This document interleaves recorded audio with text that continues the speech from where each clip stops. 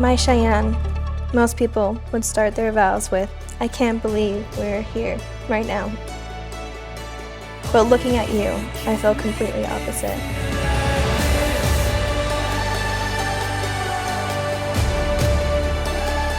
Becoming your wife feels more right than anything ever has. I wasn't aware until I found you that all my life my heart was tethered to you.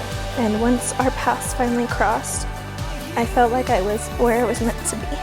Today, we are invited to bear witness to love through the families that raised them, their friends who have shaped and supported them, and through their own journeys of learning to love themselves. Community has made Cheyenne and Kate who they are. Oh, wow, baby. So beautiful. Gorgeous. May the love between Cheyenne and Kate be as endless as the rolling hills of Ireland, and may their journey together be filled with laughter, joy, and endless blessings.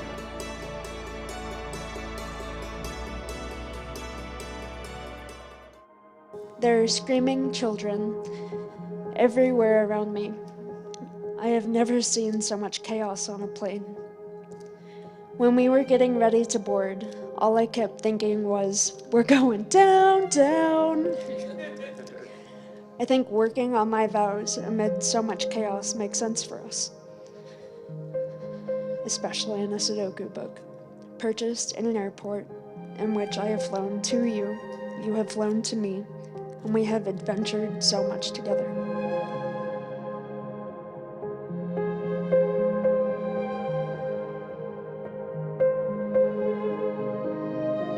In the midst of life's struggles, these two have found in one another delight, companionship, mutual respect, and a desire to share this journey of being human together. How do I love thee? Let me count the ways. I love thee to the depth and breadth and height my soul can reach when filling out of sight for the ends of being an ideal grace.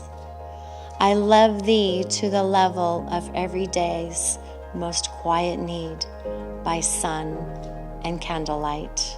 I know this is not the first time I have committed my life to you, and it certainly won't be the last. It's one of many, many times I plan to tell you that I'm yours completely and entirely. I fell in love with you over a holiday season filled with snowy, quiet nights and dazzling lights, constantly asking myself how life could change so much and how someone can feel so much euphoria. Loving you is like ink blotches when I'm writing. Inspiring, wild, and beautiful. Your amazing qualities are limitless, and so is my eagerness to grow with you. I have never had to ask for or question your steadfast support. You make me believe I could write a library if I wanted to. I love things about you that I didn't even know I was capable of, like your smile, that you're only reserved for the smallest of things that make you undeniably happy. The way you make my grandma a priority, your passion for books and the most minute details about them. I guess where I'm going with this is I love you for the tiniest details that make you who you are and the person I was always meant to love. When I started writing these vows the first time, I looked up the difference between a promise and a vow. I've made you lots of promises, and I think I'm pretty good about keeping my word. But I wanted to make sure that this was sacred, a gift from my soul to yours that will last longer than this life. I vow that you will always have someone who loves you deeply, and you will never be alone. I vow to be the spouse that accepts every part of you and to be your biggest supporter. I vow to do my best every day to listen first with an understanding instead of going straight into fix-it mode. I vow to warm your coffee up even when you let it get cold for the 20th time. I vow to laugh with you even when this life feels completely and overwhelming. I vow to be your companion in adventure And I know I can't promise where we will live or for how long we will live there. But I can promise to always find us a new favorite used bookstore, a coffee shop, and a Mexican restaurant. I vow to respect you. I vow to create adventure for you and with you. I vow to stand beside you through all of the even those, even ifs, and even whens. And I vow to love you no matter what. I vow to be your accomplice in mischief, your ally in conflict, and your strength in your time of need. I vow that our children will know without a doubt that you are my best friend, and to grow up surrounded by love. Without condition or reservation, I love you. Cheyenne and Kate, take a moment to look at all those who surround you. These are your people. Everyone here is here for you. And everyone gathered makes a covenant with you too, to support you individually and as a couple. On behalf of all those present, and by the strength of your own love, I pronounce you married, and may the blessing of God be with you. You may seal this commitment with a kiss. It's my absolute pleasure to introduce to you all Cheyenne and Kate Hassett.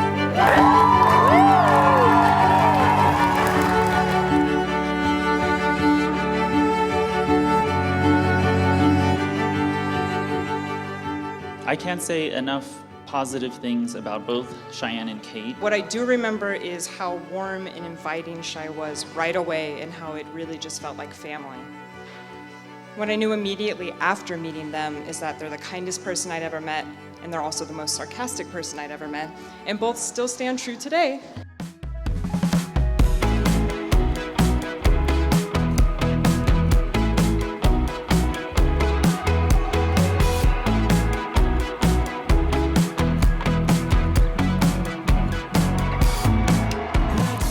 We were at Barnes & Noble, I think, at a little sidewalk cafe, and Caitlin came walking up, and I had my little 10-pound baby next to me, and I could just see her walking up, and I immediately was like, this girl is just radiating, like, love. Like, it was so beautiful. I told you I would cry, but she still has that.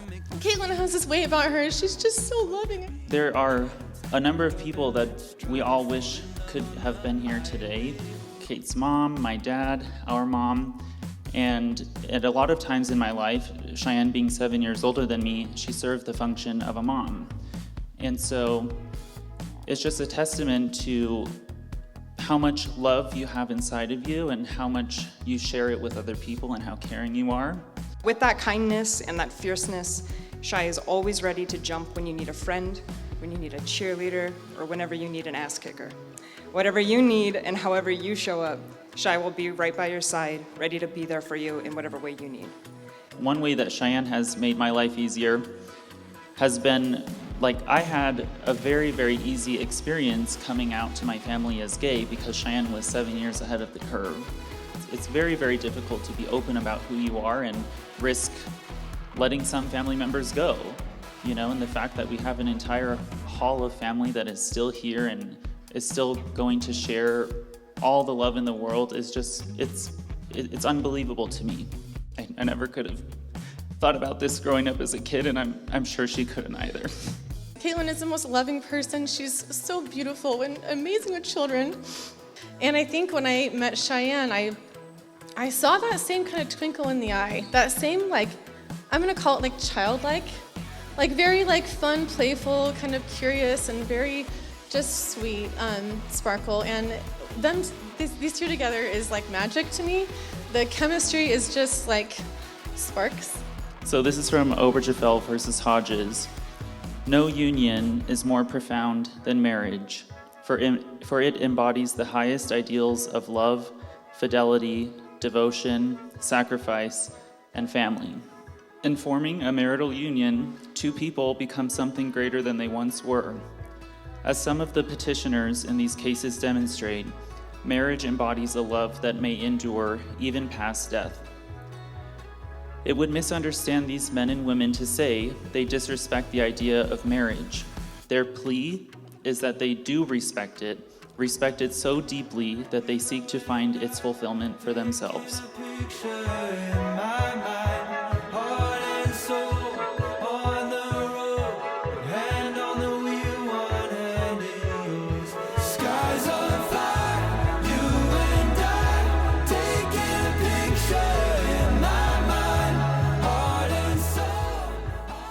I know that you both will be ready to be a cheerleader, an ass kicker, a shoulder to cry on, and so much more for each other throughout your life together. I know that you will always protect each other and keep that beautiful spark and honor that innocent, that really sweet, kind love that you have. And I'm just so excited for you.